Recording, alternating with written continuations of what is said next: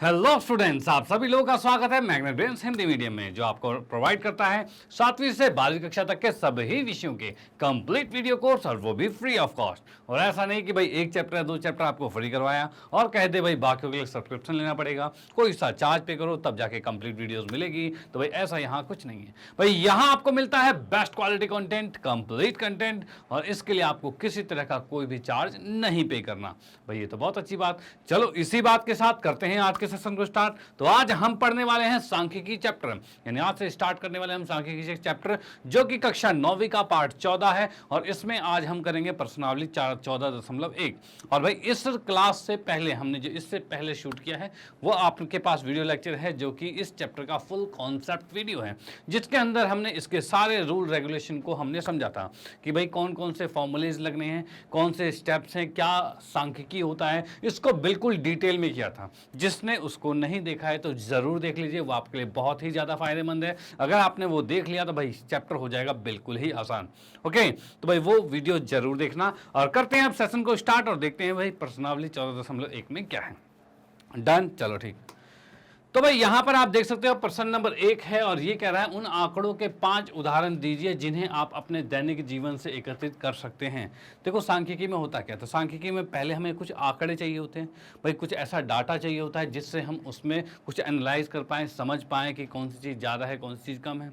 Done, यही चीज़ मैंने concept में बताया था कि पहली बात होती है कि हमें डाटा कलेक्ट करना, कि आप जैसे कि अपनी क्लास में हो, अपनी क्लास में भाई 10 बच्चे हों और चाहते हो भाई 10 बच्चों का मैं पूछूं भाई सबकी एज कितनी है, या फिर सबके वेट की बात की जाए, सबका वेट कितना है, इस तरह से पूछा जाएगा। तो सब अपना अपना वेट बताएंगे, भाई इतना इतना वेट है। ओके, तो ये क्या होगा, एक डाटा कलेक्ट हो जाएगा, उनसे मैं एक इन्फॉर्मेशन ले लूँगा, और इन्फॉर्मेशन ले लूँगा और वहाँ से मुझे आंकड़े मिल जाएंगे। तो इसने कहा है ऐसे ऐसे भाई, कैसे भाई, उन आंकड़ों के 5 उदाहरण दीजिए जिन्हें आप अपने दैनिक जीवन में एकत्रित कर सकते हैं।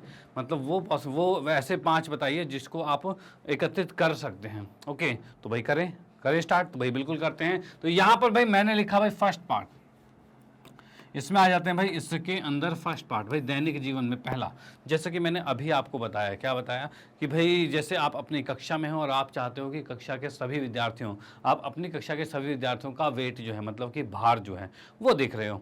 ठीक है, तो भाई यहाँ पर हम क्या करते हैं, क्या लिखेंगे भाई,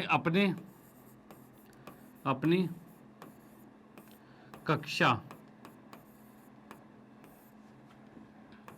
के विद्यार्थी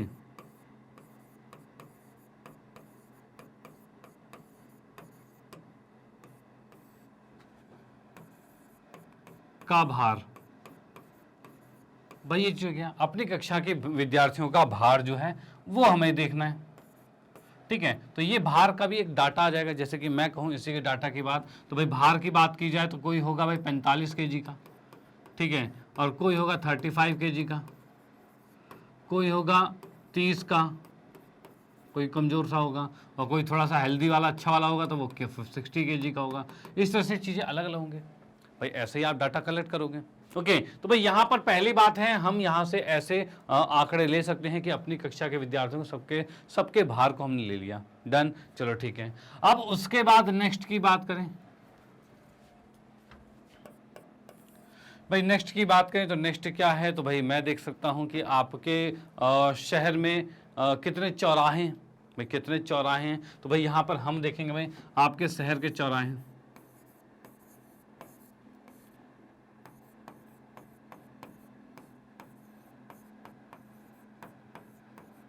शहर कह सकते हो या फिर कॉलोनी कह सकते हो, जिस भी कॉलोनी में रहते हो भाई, चौराहे की बात करते हैं। ठीक है भाई, ये चीज़ हो गया। उसके बाद नेक्स्ट क्या है भाई, अगर कहा जाए पिछले 10 वर्षों में गेहूं का उत्पादन कितना हुआ है, भाई आपका खेत है मान लो, तो पिछले 10 वर्षों में किस अनुसार गेहूं का उत्पादन हुआ है, तो हम इसमें लिख सकते हैं भाई तीसरा, पिछले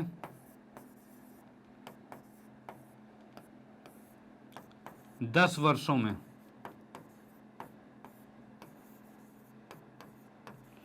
गेहूं का उत्पादन।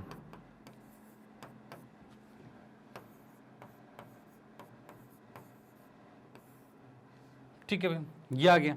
डन, चलो भाई ठीक है। अब उसके बाद नेक्स्ट की बात करते हैं, और क्या क्या चीज़ें हम कलेक्ट कर सकते हैं भाई, और क्या चीज़ें कलेक्ट कर सकते हैं। तो भाई यहाँ पर मैं बात करता हूँ इसके बाद और भी भाई कुछ भी किया जा सकता है भाई, आप कमेंट भी कर सकते हैं भाई, कमेंट कर सकते हो भाई और क्या क्या चीज़ें हम इसके अंदर यूज़ कर सकते हैं। देखो मैं तो अपने 5 बता रहा हूँ, लेकिन आप भी कमेंट करके ज़रूर बताना कि भाई और भी क्या क्या डाटा कलेक्ट किया जा सकता है। ओके चलो भाई ठीक है। अब भाई कहा जाए हाँ एक बहुत बढ़िया वाला है क्या कि भाई अगर आपको डाटा कलेक्ट करना हो कि भाई 100 मिलियन भाई ऐसा एजुकेशन चैनल बताओ जो 100 मिलियन भाई 100 मिलियन से ज़्यादा व्यूज़ एक मंथ में लेता है, एक मंथ में जिसे 100 मिलियन से ज़्यादा व्यूज़ क्या कहते हैं व्यूज़ मिलते हैं, यानी कि लोग 100 मिलियन से ज़्यादा लोग उसमें देखते हैं। ठीक है, ऐसा एजुकेशन प्लेटफॉर्म भाई, ऐसा एजुकेशन प्लेटफॉर्म बताना है, मतलब उसको आपको कलेक्ट करना है, वो ऐसा डाटा कलेक्ट करना है, ऐसे ऐसे चैनल्स का नाम बताना है जो कि भाई एक मंथ में 100 मिलियन से ज़्यादा व्यूज़ कलेक्ट करता है। तो ऐसा कौन सा है भाई? तो भाई हम बात करते हैं भाई, इसमें आपको खुद लिखना है भाई पिछले एक मंथ में, पिछले एक महीने में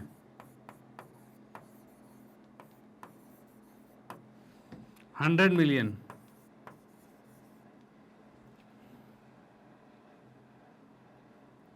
विद्यार्थियों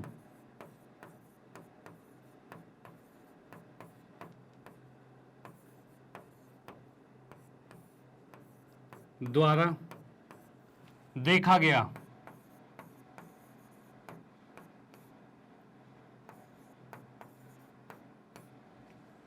YouTube चैनल।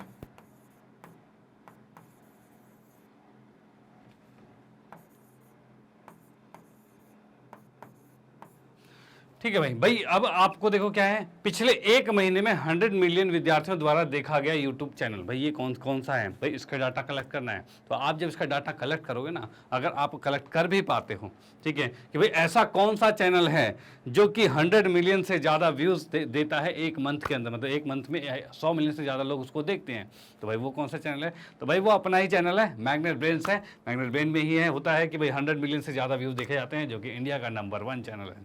डन, चलो भाई ठीक है, ये भी हमने आपको यहाँ पर बता दिया। उसके बाद नेक्स्ट की बात करते हैं, तो भाई 5th की बात करते हैं, और कुछ भाई और कुछ की बात करते हैं। तो और की बात करें तो यहाँ पर हमने लिख दिया हमारे शहर के पहाड़, पहाड़ कह सकते हो भाई, जैसे कि आपके शहर में पहाड़ भी हो सकते हैं, ठीक है ना। तो पहाड़ों की संख्या,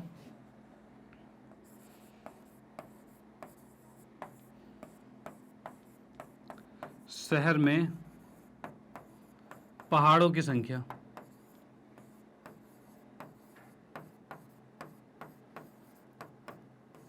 ठीक है भाई, ये हो गया आपके शहर में पहाड़ों की संख्या, इसके बारे में हो गया। ओके तो भाई यहां पर मैंने ये 5 डाटा आपके पास लिख दिए, जिसके द्वारा आप कलेक्ट कर सकते हो कि भाई आप कलेक्ट करके देखोगे कि भाई कौन कौन से क्या हैं, कौन कौन से कितने पहाड़ हैं, कितने 100 मिलियन से ज़्यादा व्यूज़ वाले चैनल्स हैं, और कितने भाई पिछले 10 वर्षों में गेहूं का उत्पादन हुआ है, और भाई आपके शहर में कितने चौराहे हैं, और भाई आप अपनी कक्षा में विद्यार्थियों का भार जो है उसको है। तो ये सब चीज़ें क्या है, एक तरह का डाटा आप यहाँ से कलेक्ट कर सकते हो भाई, कितने हैं कितने हैं कितने हैं कितने हैं। डन, कोई दिक्कत नहीं है। चलो भाई ठीक है, तो इस तरह से हम आंकड़े इसमें प्रस्तुत कर सकते हैं, मतलब आंकड़े हम ज्ञात कर सकते हैं। डन। अब इसके बाद आप भी कमेंट जरूर करोगे कि भाई कमेंट करके बताओगे कि भाई और भी क्या क्या तरीके हैं जिससे कि हम भाई फाइंड कर सकते हैं, समझ सकते हैं, भाई समझ सकते हैं मतलब कि डाटा कलेक्ट कर सकते हैं, यानी आंकड़े हम रिसीव कर सकते हैं। डन, चलो ठीक है, तो ये क्वेश्चन तो यहाँ पर समाप्त होता है, आप इसका स्क्रीनशॉट ले सकते हो। फिर हम आते हैं नेक्स्ट पे और देखते हैं भाई अगला क्वेश्चन क्या कहता है। हाँ जी, तो नेक्स्ट क्वेश्चन हमारे पास है ऊपर दिए गए प्रश्न 1, जो भी प्रश्न 1 हमने पढ़ा, ठीक है, कि आंकड़ों को प्राथमिक आंकड़े और गौण आंकड़ों में वर्गीकृत कीजिए। भाई जो अभी हमने देखा था, ये आया था हमारे पास, ये हमने देखे, ठीक है। अब इसमें हमें देखना है कि प्राथमिक आंकड़े कौन से हैं और गौण आंकड़े कौन से हैं। देखो प्राथमिक आंकड़े कौन से होते हैं, जो आप कलेक्ट करते हो जिसमें बदलाव हो सकता है, जिसमें बदलाव हो सकता है। बदलाव कैसे हो सकता है? जैसे कि मैं बात करूं आपकी कक्षा के विद्यार्थियों का भार। अब भार का ये सीन है कि भाई आपकी क्लास में मान लो 40 बच्चे हैं, ठीक है, हो सकता है कुछ दिन बाद कोई डाइटिंग पे चला जाए, डाइटिंग पे जाएगा मतलब कम खाएगा, मतलब कि वो कमज़ोर हो जाएगा। हो सकता है किसी का मन ज़्यादा कर जाए खाने का, तो वो अगले दिन वेट बढ़ जाएगा उसका, ठीक है। तो इस तरह से उसके अंदर बदलाव हो सकते हैं। जब बदलाव हो सकते हैं, चीज़ें बदल सकती है, तो वो आपके हो जाते हैं प्राथमिक आंकड़ों में हो जाते हैं, ठीक है, जिसको आपने खुद से रिसीव किया है, जो आपके सामने है, और वो बदल भी सकते हैं। ओके चलो भाई ठीक है, तो ये आपका पहला वाला जो है वो प्राथमिक आंकड़ों में आता है। ठीक है। उसके बाद आपके शहर के चौराहे, आपके शहर में जो चौराहे हैं वो कितने हैं, तो क्या वो बदल सकते हैं चौराहे, चौराहे बदल नहीं सकते। डन भाई, वो चौराहे बदल नहीं सकते तो वो एकदम फिक्स वाले हैं, तो ये आपका क्या है, एक तरह का क्या है, सेकेंडरी आंकड़ा है यहाँ पे, यानी कि गौण आंकड़े हैं, मतलब इसमें आ जाएंगे दूसरा वाला हो जाएगा। ठीक है भाई। उसके बाद पिछले 10 वर्ष में गेहूं का उत्पादन, भाई पिछले 10 वर्ष में जो गेहूं का उत्पादन हो गया उसको हमें देखना है, क्या वो पिछले 10 वर्ष वाले अब बदल जाएंगे, तो भाई नहीं, अब तो नहीं बदलेंगे, तो ये भी आपका आएगा इसके अंदर, यानी कि थर्ड वाला पार्ट इसके अंदर आ रहा है, गौण वाले आंकड़े में आ रहा है। ठीक है। उसके बाद हम देखते हैं नेक्स्ट कौन सा है, पिछले एक महीने में 100 मिलियन से ज्यादा व्यूज। अब देखो पिछले एक महीने की बात हो रही है, तो क्या पिछले एक महीने की बात कोई चेंज कर सकता है, अब तो नहीं कर सकता। हाँ भाई, अगले मंथ में चेंज हो सकता है। ठीक है, अगले महीने में क्या पता 100 मिलियन की जगह 120 मिलियन पे पहुंच जाए मैग्नेट ब्रेन, हो सकता है भाई, कहीं भी जा सकता है। तो भाई यही चीज यहाँ पर है कि अगले महीने में बदलाव हो सकता है, लेकिन जो पिछला बीत गया क्या उसमें बदलाव होगा, तो उसमें बदलाव नहीं होगा। अब नहीं होगा तो उस कारण से क्या होगा, तो उस कारण से भाई ये वाला भी आपका सेकेंडरी में आएगा, यानी कि गौण आंकड़े में आएगा। डन। अब उसके बाद क्या है, आपके शहर के पहाड़ों की संख्या, भाई आपके शहर में जो पहाड़ हैं, जितने भी पहाड़ हैं उसकी संख्या की बात करते हैं, तो भाई कितने पहाड़ होंगे, तो भाई वो भी आपका एक फिक्स पॉइंट जैसा ही हो गया। ठीक है, उसमें भी कोई बदलाव नहीं हो सकता। तो उसके अंदर क्या चीज़ हो सकता है भाई, इसमें हम कह सकते हैं ये भी आपका आ जाएगा इसके अंदर, फिफ्थ के अंदर ही आ जाएगा।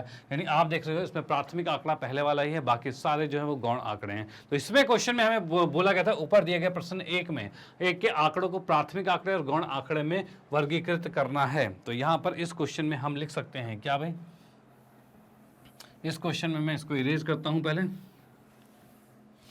और यहां पर अब लिख सकते हैं क्या, ठीक है ना, प्रश्न 1 में, प्रश्न 1 जो है,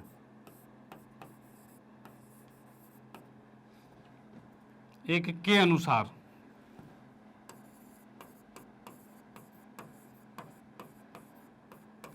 भाई, प्रश्न 1 के अनुसार क्या होगा, तो प्रश्न 1 के अनुसार देखा जाए तो भाई प्राथमिक आंकड़ा जो है,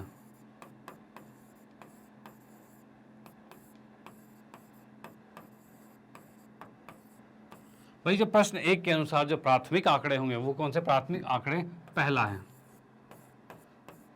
ठीक है। उसके बाद हम लिखेंगे तथा जो गौण आंकड़े हैं,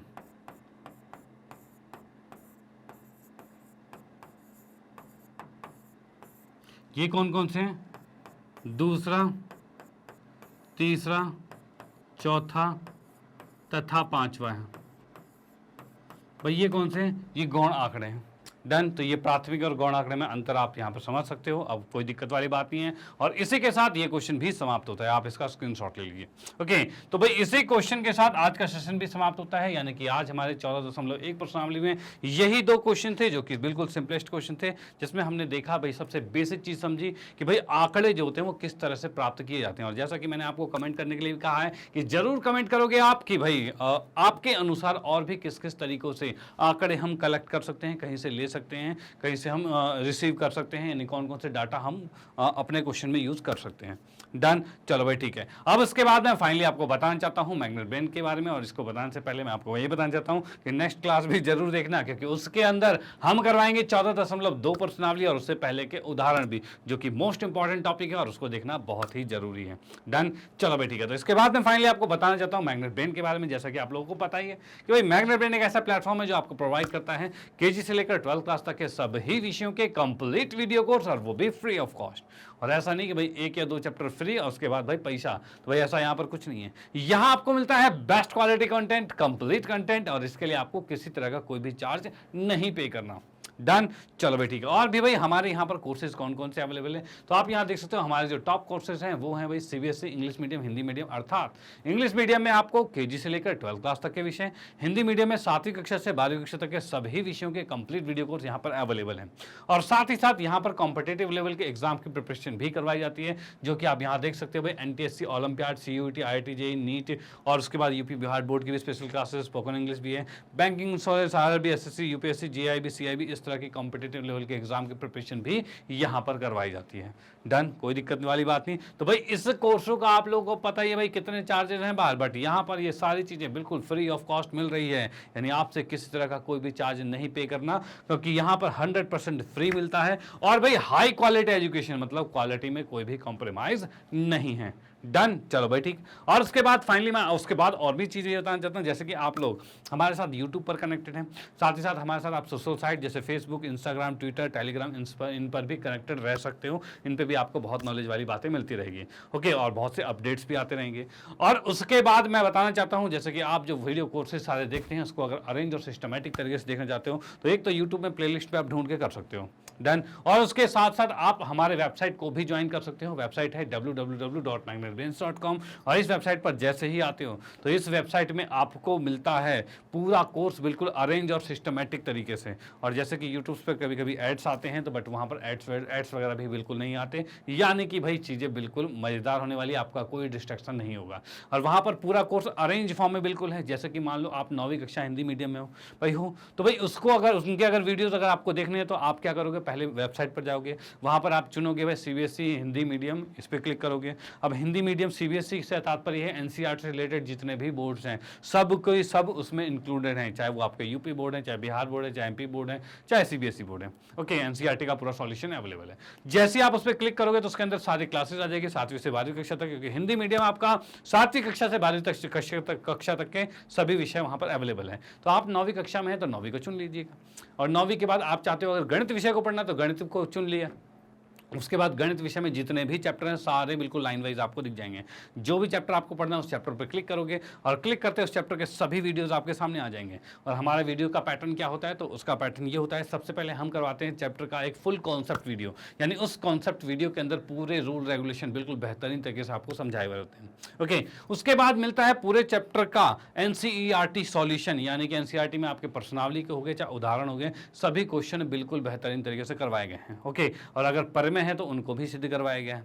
उसके बाद मिलता है एमसीक्यूज की सीरीज, यानी बहुविकल्प प्रश्न जो आजकल आपके एग्जाम में आते ही आते हैं, तो भाई उनको भी यहाँ पर पूरा करवाया गया है, यानी पूरी उसकी भी सीरीज अवेलेबल है। उसके बाद मोस्ट इंपॉर्टेंट क्वेश्चन की सीरीज है, उसके बाद टेस्ट पेपर मिलेंगे, उसके बाद प्रीवियस ईयर क्वेश्चन भी मिलेंगे, और भी बहुत सारी चीजें मिलने वाली है, यानी आपके एग्जाम की प्रिपरेशन होने वाली है बेहतरीन। तो भाई ज्वाइन जरूर कीजिए और चीजों को बिल्कुल रेगुलर और कंटिन्यूस देखते रहिएगा, डन। चलो भाई ठीक है। तो भाई इन चीज़ों को अपने फ्रेंड सर्कल में जरूर शेयर कर देना, जिससे उनको भी इसका फायदा मिल पाए। भाई आपको फायदा मिल रहा है, उनको फायदा मिले तो बहुत अच्छी बात होगी, डन। तो इसी के साथ कहना चाहता हूँ अगर वीडियो आपको अच्छी लगती है तो इसे लाइक कीजिए, न्यू है तो सब्सक्राइब कीजिए और शेयर तो आप करते रहिए। Okay bye, thank you.